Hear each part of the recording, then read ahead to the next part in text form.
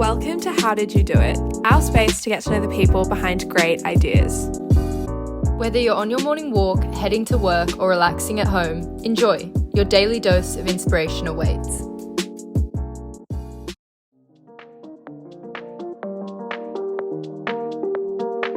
Hello everyone and welcome back to How Did You Do It? We are so super stoked to be back with a new episode this week. We ended up taking last week off because mid-sem unfortunately hit us quite hard, but super happy that the contracts and torts essays have now been submitted and completed, and we are so excited to be back with a new episode today. Yeah, I joined Gabby on the torts one. Yeah, they really tested me this semester. We were so delirious by the end of the week, but such is life. We're back. Exactly. And thanks for all the feedback on the Equity Mates episode. People really seem to enjoy that one. So if you haven't already, definitely check it out. It was so great talking to Alec and Bryce. Definitely was. And we are also so super pumped for today's episode. Yes, we chatted to Timmy Too Many, aka Tim O'Sullivan, who's got a product on shelves all over Australia, which takes the edge off of hangovers. So we're going to dive into all the finer details in this episode, so be sure to stay tuned. But firstly, we went to you guys over on our Instagram to hear your personal remedies. Some were super interesting there that we'll get into. But first, Georgia, I think this is super up your alley, so why don't you start us off? Most definitely. I would definitely say eggs is always a great starting point. I just think something in those special little things cure a hangover like nothing else. Also, the obvious one is water. And then the third obvious one is just not drinking too much. But why don't we get into some of your guys' responses, because they were honestly great.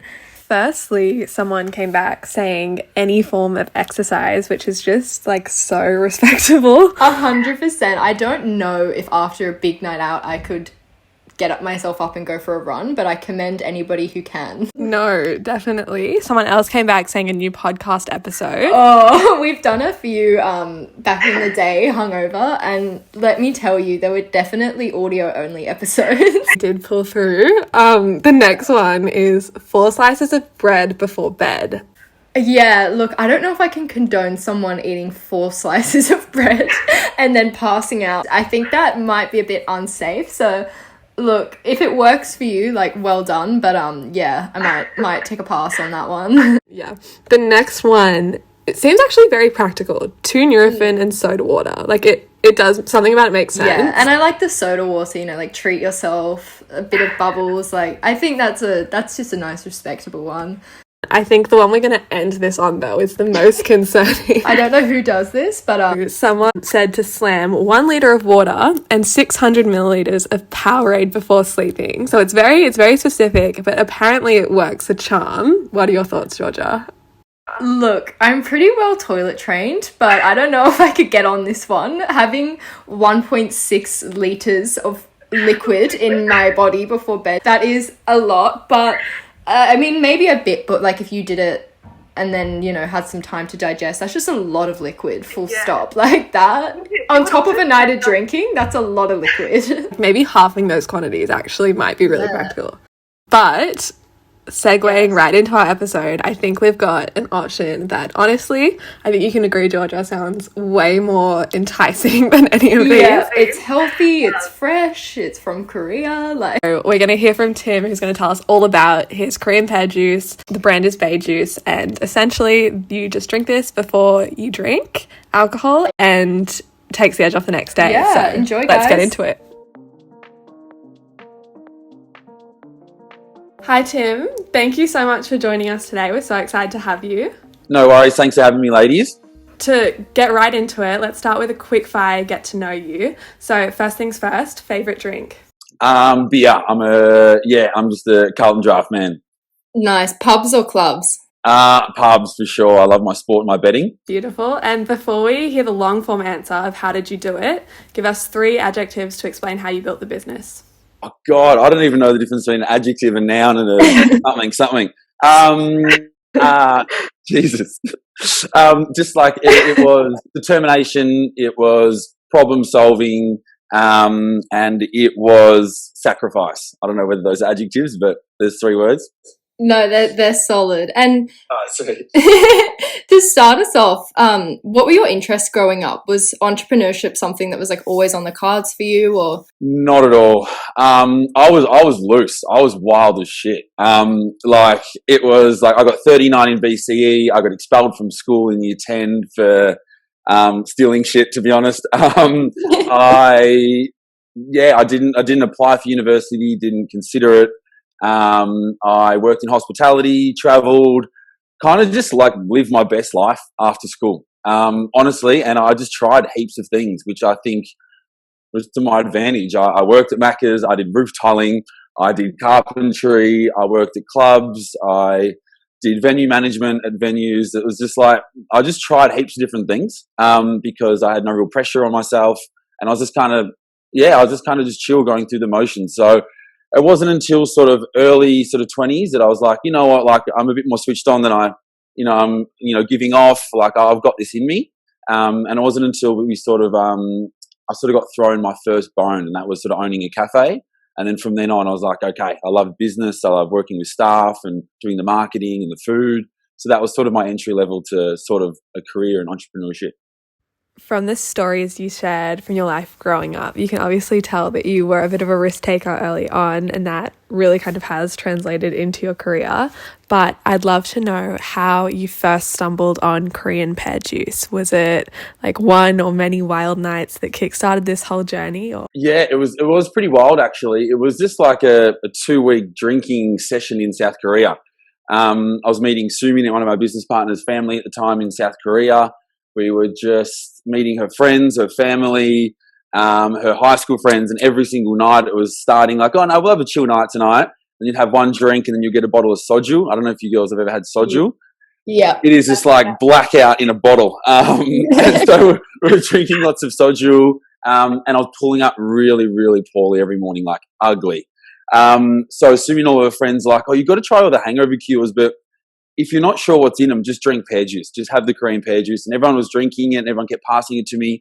And I was just lost for words. I was kind of like, why are we drinking your juice? You know, it's a bit of like a hangover green juice at a cafe maybe or something like that. But everyone was just smashing this Korean pear juice. And their parents did it. They drank it. Their grandparents drank it. Everyone just drank pear juice to help their hangover.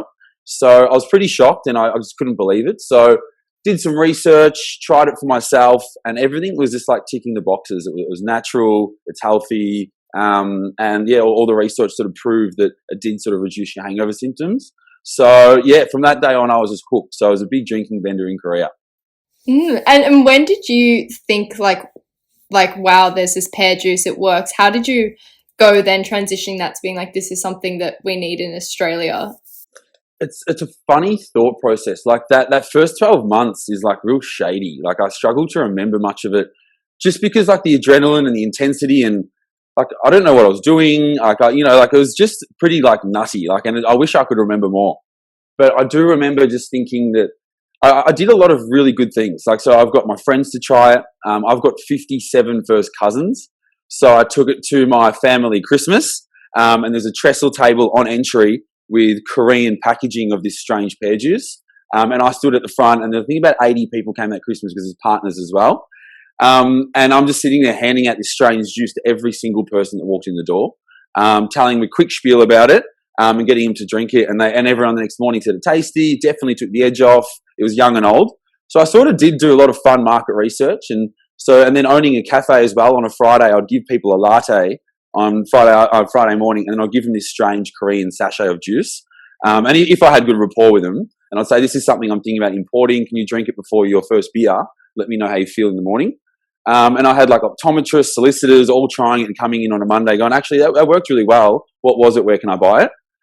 So like I did all like the right little market research things, and then I couldn't find it anywhere in Australia. And then it sort of just became a no-brainer. And then it was just like this big click moment at the cafe, talking to my family, talking to my friends, my best mate Liam, who's a business partner, and we just said bugger it. So we just flew back to Korea and tried to find a meeting with the manufacturer. So we flew to Korea before we had a meeting with the manufacturer. So it wasn't the smartest thing, but it did work out in the end, luckily. you mentioned that you have business partners. How did you get them on board with the idea? So me and Sumi were the ones in Korea, and she's the one just sort of bouncing off me the whole time on our trip there. So we were always together in on it. And then Liam's been my best friend since year five at school. We got sat next to each other, and then 5 days later we got separated. So we're always going to be friends. And yeah, so it's just the three of us just winging it, really. We had no money, but we sort of had a good network. Big family. Liam's pretty social, so yeah, just the three of us just started nutting it out, and we just sort of built it all together. And it's still the three of us today. That's so awesome. And I'm sure there was a lot of language barriers and things like that trying to get a product manufactured in Korea. How did you go about getting the product actually made and making those right connections in Korea? Yeah, there were tons of language barriers. Like some of the strangest examples were trying to find for them an exporting certificate. So it was us being allowed to import the product to Australia, but they called it something different. But it was the same thing. So it was like, I think we were about a month delayed trying to find all these certificates and professional business documents and all these things, when they had them the whole time, but they just called them something different. So little things like that were very difficult. Even more recently, just trying to work with them on, repricing things, new product developments, like trying to do new products. It's just a long process, and it's a bit difficult, but it's really lucky we've got Sumin. So Sumin speaks Korean. She's in South Korea now, so she does all the liaising with them, luckily. But it has been difficult, but more difficult, so the language barrier, but just the languages you have to use in business, like shipping and logistics and customs. They ask you for these documents, and you're like, I have no idea what this is. So yeah, plenty of winging it, really. I can imagine. In terms of your actual product, so are you just getting this from like a Korean Pear Juice manufacturer in Korea? What's the go with that? Yeah, so when we went to Korea and tried to find our supplier, we pretty much just like the brief was we need to find the biggest manufacturer of Korean Pear Juice. And that was super cocky as well, because we were like, we need to find the biggest one because we're going to do so much volume in the next few years that we need to find the biggest. So that was kind of cool looking back on that. So they already do the pouches, they already did the cap. We just literally had to rebrand what they were already doing. So it was quite flawless. Wow. And so then how did you go about getting the product? And I'm sure you had lots of stock, and then actually getting that product into stores in Australia. Well, it was pretty scary. It was like January 2019, we had a 20-foot container arrive, and it had about 50,000 Bae Juices in it. And so we've got 50,000 units. We've got about 130 followers on Instagram, and we didn't even have a website. So in terms of strategy and marketing, we hadn't really had it all organized, to be honest. So it was a bit frightening. So we pretty much just gave out thousands and thousands of samples. We started trying to get some articles out, doing some little bit of PR. We built our website, jumped on some sort of like heaps of different ads and things like that, started building content. So it was sort of like we started when the stock arrived rather than having it all prepared before it arrived. So that's a hot tip not to do. Like we had to start winging it after we'd had all the product arrive. So it was a bit stupid, but yeah, we pretty much we just went full tilt. We went nuts. So we gave out 10,000 units. We went door to door, cafe to cafe, IGA to IGA, every single bottle shop. And we just went and hustled it. And we got into about 20 stores, then 60 stores, and we sort of cracked 100 stores sort of 12 months in. And that's me and Liam just going door to door, just trying to pitch it, giving free stock to an IGA, saying, here's 10 units for free, keep all the margin on it. When you run out, give me a call and we'll restock you, and then we'll start invoicing you. So we did little things like that just to get our foot in the door. The unit price is so cheap of a Bae Juice, so I was like, let's just give it out for free, entice the stores, and then we'll try and stock it. And it worked really well. So we sort of hit our 100 mark. We had a net feature in the Daily Mail. You would have seen us in Urban List and Broadsheet, Pedestrian. So we started to build that brand, get a bit more distribution through the 100 stores, and that's when we started working with some consultants helping us get into the likes of Woolies and Dan's, which was a crazy process. So it was sort of 12 months ago that we sort of did our big pitch to Woolies, and we're luckily successful. So it was like the middle of COVID, the largest retailer in the country, and we sort of just went through the whole range review, it's called, and the whole process. And then luckily for us, at the end of it, they said, no worries, we're willing to stock you in 987 of our stores. Oh, wow. So yeah, it was pretty mind-blowing to go from 100 to sort of 1,100 in an instant like that. It was pretty crazy. Just to put this into perspective for people listening as well, what was the time frame between getting that shipment of Korean Pear Juice and then getting that into 100 stores initially? It was about 12 months. Definitely would have been about 12 months, but sort of keeping in mind as well, I was working 50 hours full time, as well. So it was definitely, truly a side hustle. So I was doing 50, 60 hours at a cafe. Lean was doing real estate, plus helping me at the cafe as well. So we're open at night, so he's pulling beers with me. So yeah, it was sort of like it takes 12 months, but it's on the side, if you know what I mean, to put it into perspective again, that it's not 12 months of absolute grind. It was just as the side hustle. So yeah, and I reckon we could have done it faster if we had gone a bit harder. We sort of were just sort of chilling and let's go to this store this week. No, we won't do any stores this week. So yeah, I reckon we could have smashed out a couple of 100 stores in that first 12 months if we sort of were all in. Wow. And you're coming from a background of being expelled, not going to uni, just living your best life, traveling, working hospitality. How was it actually getting in front of the people at Woolworths and pitching your product and having to, like, as you said, learn the language of that? Yeah, it was pretty awesome, really. Because we're just so pumped up. Everyone kept telling us that. And I think that's why our business has grown fast, is because we're just jacked up every day, to be honest. We're just so high energy. We're like off our head to an extent, like just always. And it rubs off on everyone. We don't do it deliberately. And I'm only saying this because I get told it a million times, whether it's at the cafe or through Bae Juice. But it's very exciting. And you can see people really engage with you when you're talking about your product.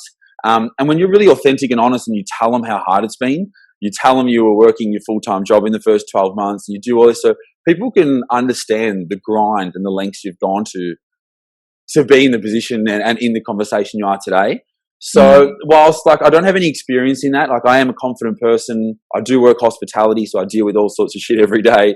So talking to these people on, just sort of pitching our product and trying to get our product into stores, it wasn't too difficult because I don't know, for me, I was just ready for it and I was just so excited, and this is what would work for 2 years. Nothing was going to stop us. Nothing was going to get in our way.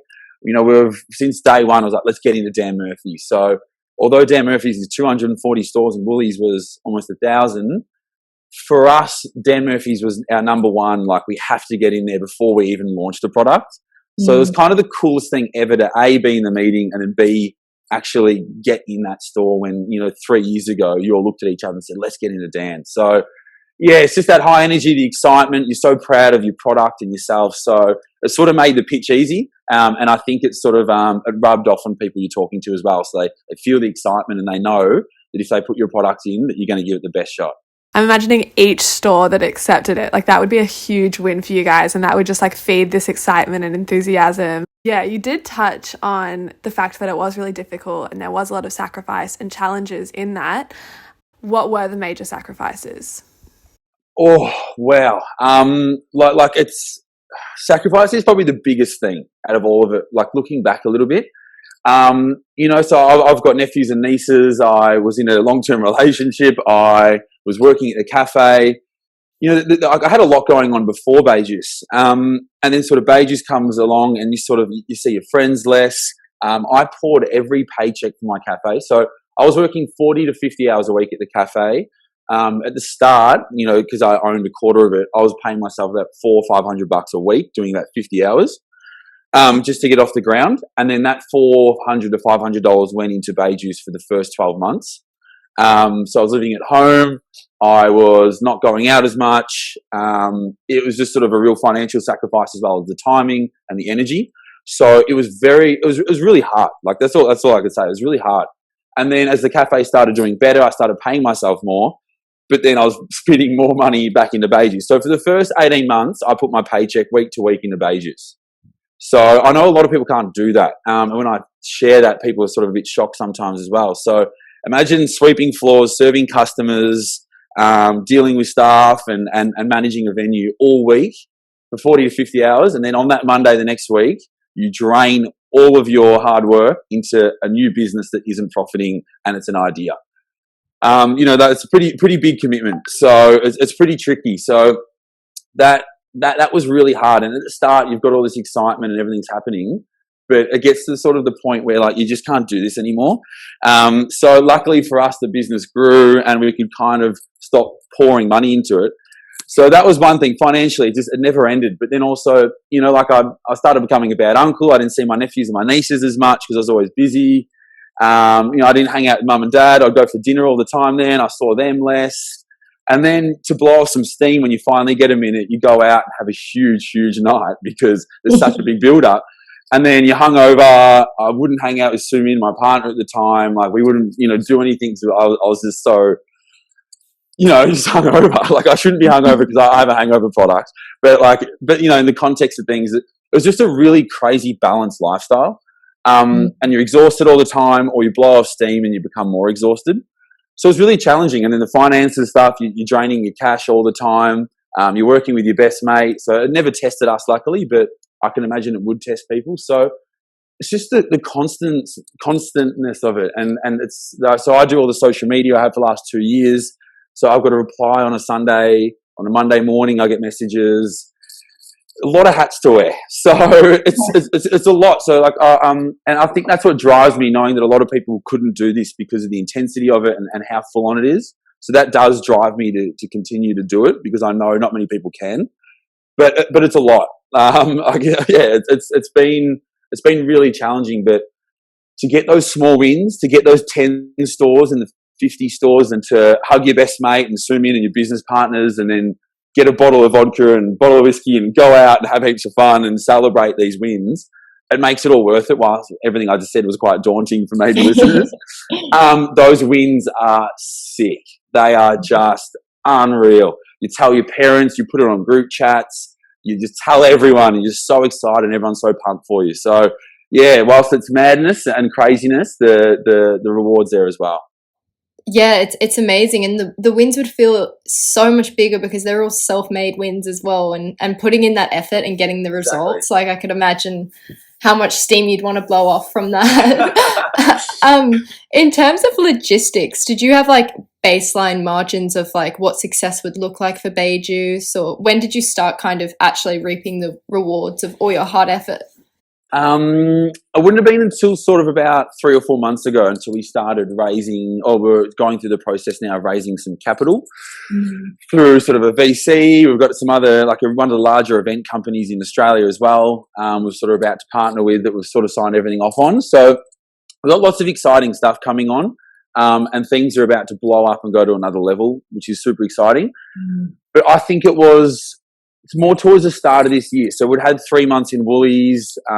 We'd just got the yes from Dan Murphy's. We just launched into BWS, and everything was really flowing nicely. And it wasn't until sort of sort of the start of the year as well that we'd had a marketing agency. We had help with our influencer outreach. We had someone doing some stuff with us for TikTok. So our workload actually really dropped recently because we've had such a great foundation. We've got a really good structure. We've got really good people working within our team for us. And our workload really dropped because we were wearing 50 hats. So it was sort of at the start of this year, it was like, right, I truly believe this is going to be as big as I thought it would be. And that's becoming a 10, 20, 30, $50 million sort of feel-good beverage company. We've got new products in the pipeline. So it wasn't until the start of the year that I was like, wow, this could really be as big as I've dreamed for the last 3 years. But that's sort of the more recent sort of justification of the business. But I've been confident since day one. And that's why we ordered 50,000 units on our first order with 100 followers on Instagram. That's why we flew to South Korea without a meeting. That's why, like if those two reasons aren't more enough to show the confidence we had in this. But no one else sells Korean Pear Juice in Australia. It's 100% natural. It's got an enzyme that helps you hangover, and it's affordable. Like as soon as I put all that together on day one, I was like, well, it's just like liquid gold. Like, this is incredible. It's healthy. It's good for pregnancy. It's really high in folate. So when we come out with our next range, it's higher volume. It's good for pregnancy. It's like high in potassium, really high in fiber. Like we haven't even touched the health benefits. Sorry, I'm going on a tangent here. But we haven't even touched the health benefits of it. It's just a cute little hangover drink. But it's one of the most consumed products in South Korea. There's about 50, 60 million people there. So yeah, it's since day one we've been confident, and now we realise that we're onto a big beast here. So this market was completely untouched in Australia before you jumped in. I imagine it would have maybe been in like smaller boutique Korean grocery store type things, but you guys the only product currently on the market? Yeah, so there was like these little sachets. They were all in Korean. You couldn't even tell it was Korean pear juice in a couple of Korean supermarkets. So that's where I'd buy it from early days, and I'd go and buy like 20 of them, and then they wouldn't have any more for like a week. So which was bad for market research, but great to know that there was no access to Korean pear juice if we were to bring it in. So it was a win-win. But it was just like I just couldn't believe that it wasn't in Australia. So that was sort of that was probably the catalyst. Like it not being in the country was definitely the catalyst, but also the fact that like the most scary bit was trying to educate a market on a new product. That was probably the most frightening thing. So whilst it wasn't here, it sort of meant that we had to teach people what it was rather than everyone knowing that it's already great and just buying it. So it was a bit daunting. Yeah, I'd love to dive into the marketing side of things as well. I remember first seeing Bae Juice and the Instagram page and going to Gabby like, this is so sick. And I'd love to know like your thought and your process behind how you wanted to present Bae Juice to the public and the sort of like image and angle that Bae Juice currently has. Yeah, for sure. So like, I think it's like I still hold it and think this is sick. Like, you know, like I today I hold it and go, this is so fucking cool. Well, and like I feel like I can say that because I'm not the graphic designer that did it, so it's not cocky, I don't think. But our first version was brown, green, and yellow, so like nature. And we're like, oh, this is so cool. You know, it's like a nice, healthy nature. It's pear. We took it to a marketing agency, and they're like, man, it's called Bae Juice. It's a hangover cure targeted 18 to 35s, and you go with some boring green and blue. What do you think? I mean, sorry, boring green and orange and brown. Because who would put brown on something called Bae? Because that sucks.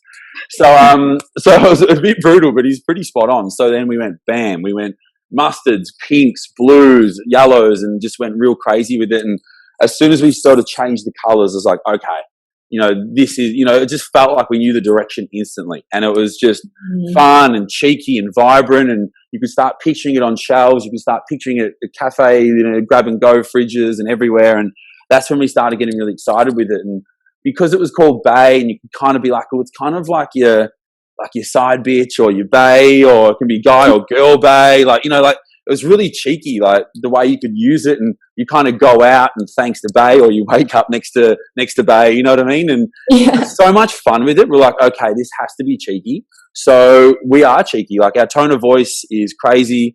I reply to people's DMs and I send selfies of me drinking going, don't worry, I'm on it as well. And I have a Bae Juice as well. So I've sent selfies to people on DMs going, hey, I'm Tim, one of the founders. And I'm like drinking beers with Bae Juice. And then they send me photos of them doing shots and stuff. It's like, I shouldn't be encouraging drinking, actually. This is probably bad. But you know what I mean? Like, it's just fun. It's loose. It's a bit of that guerrilla sort of marketing. We've sponsored events. We say yes to every goodie bag. We've been on every seat at little fashion shows before the show starts. We've been in goodness me boxes. We've sent, like, we've just done everything. We say yes to everything in terms of marketing and collaborating. And should we do this? Let's try it. Is that too naughty? Who cares? That looks a bit boring. Let's go crazy. You know, like it's our own brand. It's our own direction. We've got an amazing graphic designer. Her name's Maddie Sheehan. So she just does all the stuff freelance. And she just feels us, you know, we know the brand together. So it's kind of been awesome. It's been like, it's what I've always wanted to do. I love marketing. I love doing all this sort of fun stuff.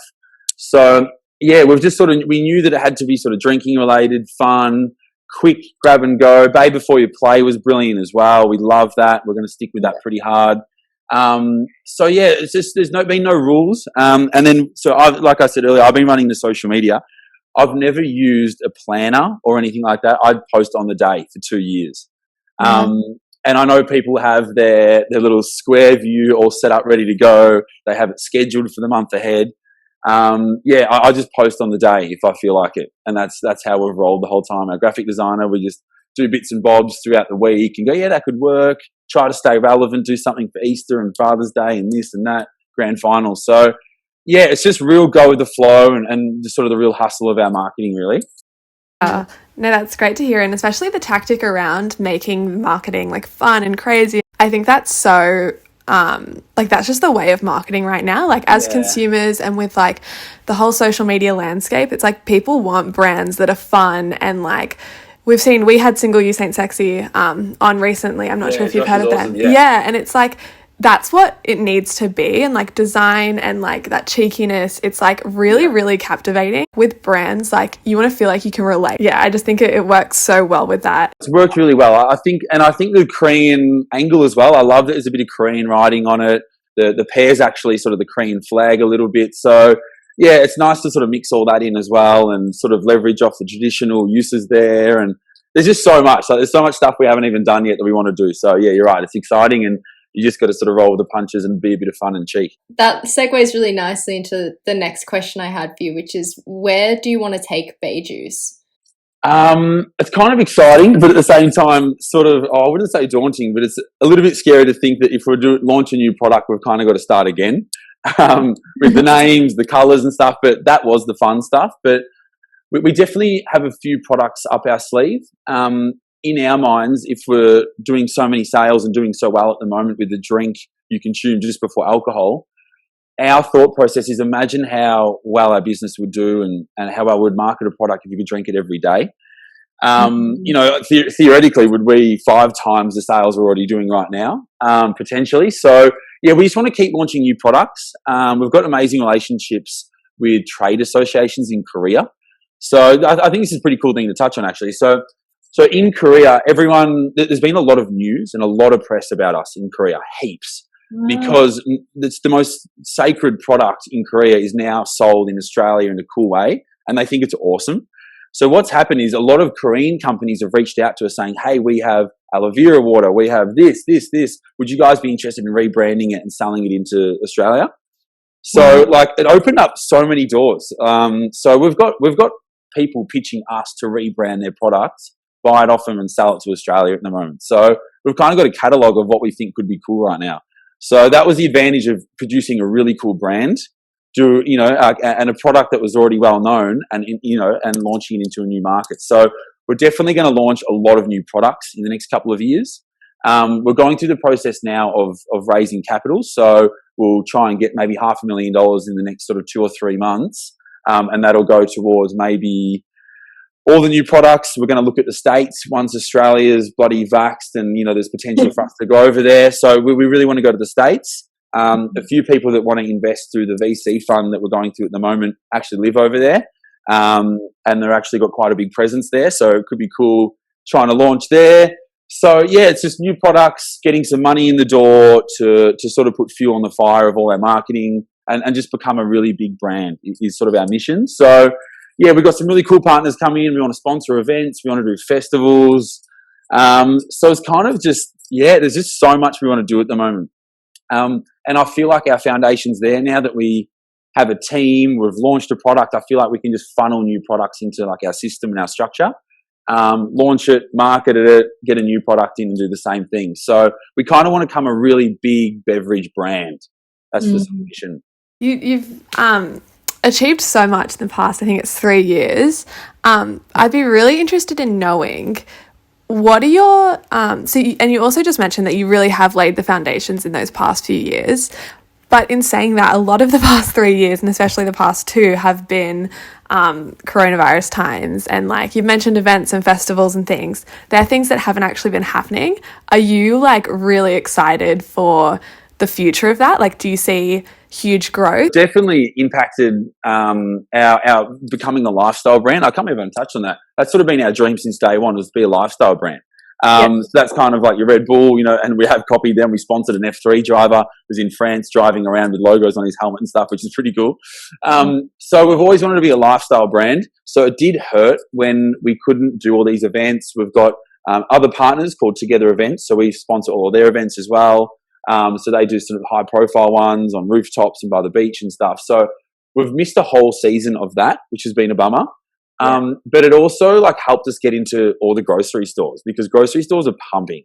And so that really helped us. So it kind of was like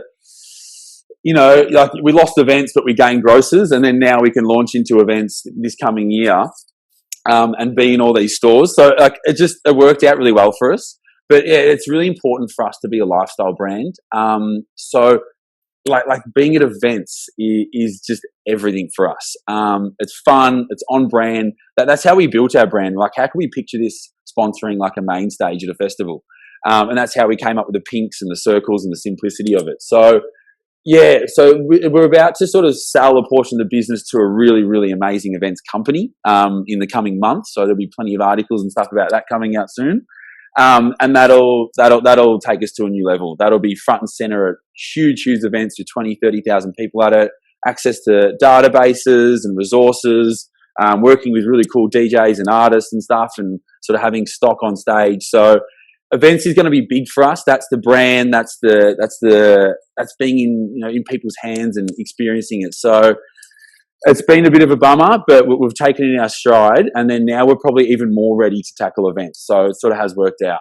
Definitely. I think it's going to be huge when everything's open. Like, it's funny because it is such a bummer in the timing of Bae Juice, but I think it's also great because it's given you that time to get all those foundations laid. People still love it, and there's just going to be a huge market for any hangover cure once everybody's out and about and in pubs and whatever else. I'd love to know what your piece of advice would be for other young people who have an idea or a product that they want to bring to market, and how they could go about kind of making that a reality. Yeah, it's crazy because when I look back on what I've done, like I wish I could remember more. I think I said that earlier, but because it was just so intense and crazy. But I've probably given this, like said this advice before, but I think it is relevant, especially for the younger audience as well, and that's just all the things I've learnt. Like I've just learnt so many things. I've had to grow up a bit faster as well in terms of a career and being a business professional. So I've just sort of thrown myself in the deep end. If I didn't do that, we'd still be in 40 stores. We probably wouldn't be talking right now. So it's just going all in, and it is like, well, I've already mentioned sacrifices. It's just 100% going all in on an idea or a business or a product. Or whatever it may be. It's just that 100%. Like it's, we farted around for that first 12 months. We had a couple of weeks where we didn't do anything. Like literally we had product there and we had a couple of weeks off and just farted around. But, if you put in the time, the business grows, new opportunities come about. So it's just going all in. It's just taking that leap and just trying everything. So the things I've learned, and this is one of my favorite lines, is like, I didn't even know how to post a letter. I've never posted. Have you girls ever posted a letter? I think I probably have, like maybe once or twice. How nuts is that? So I've never ever posted a letter to anyone before, and now I'm importing 40-foot containers from Southeast Asia to Melbourne. Like it's pretty messed up. Like, you know what I mean? And that's just all from going, okay, right, what do we need to do? Okay, we need to do this. We need to do this. Okay, let's do this. All right, how do we do a barcode? How the hell do we get a barcode on a product? So you're Googling barcode, you know what I mean? Or I call my friend who I know has got a product. Hey man, what do I do? How do I get the nutritional values on the back? He goes, I'll call this person. So, you know what I mean? It's just that constant, just sort of the grind and the hustle, but just being all in and just having no fear. Like as cliche and lame as that sounds. But like with the no fear angle, it's like, oh, I haven't spoken to that dude in 3 years. Like, is it okay for me to just pop up and ask him 20 questions? And you're like, well, we'll stuff it. Like I've put so much time and energy in this business. Why am I going to let, a person I haven't spoken to in a couple of years scare me off, approaching him? So I just speak to everyone, like literally everyone. So, that's just being proud of your product. It's being all in. It's just going, nothing's going to stop me. So yeah, I don't know. I sort of went off on a tangent, sort of standard for me. But like, yeah, it's just going completely all in, and just absolutely going for it and just sort of learning everything along the way. So we're on our 12th container now. And that first one, I had no idea what we're doing. I paid $5,000 too much. It was the most frightening thing ever. But now I'm a gun at importing freaking containers from Southeast Asia. So it's pretty cool. So think about all the things you learn along the way. I never thought I was good at marketing, and now I run the whole page, and we've got almost 12,000 followers. I've never done email marketing before. Now every Thursday I do an email blast and create like an EDM. You're working with influencers. It's just crazy. So like, there's so much opportunity if you just sort of jump into it and start your own business, because you learn all these things. And if Bae Juice was to go bankrupt tomorrow and me and Liam were to be never speak again, I've learned a lot of skills that I could take with me for the rest of my life forever. I've got an amazing network now. And I've just learned so much. So there's just so many great things to take from launching a product, whether it works or not. And I know there's a few really great product owners out there that have had some serious failures, but have got some incredible businesses now. So yeah, you learn a lot, and it's a bit crazy, but it all seems to be worth it, whether you sort of profit or not. Yeah, I was gonna say, like, thank fuck for Google and networks. I think is the main two things. Oh, Google's everything. Yeah. Honestly.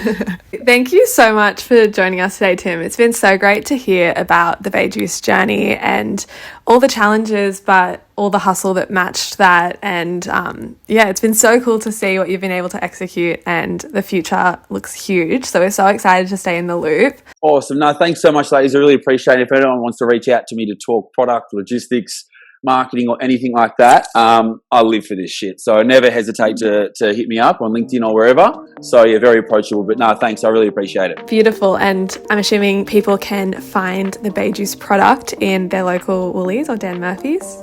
Absolutely. Yeah. Get out there and buy it. Yeah, good little touch there. I like it.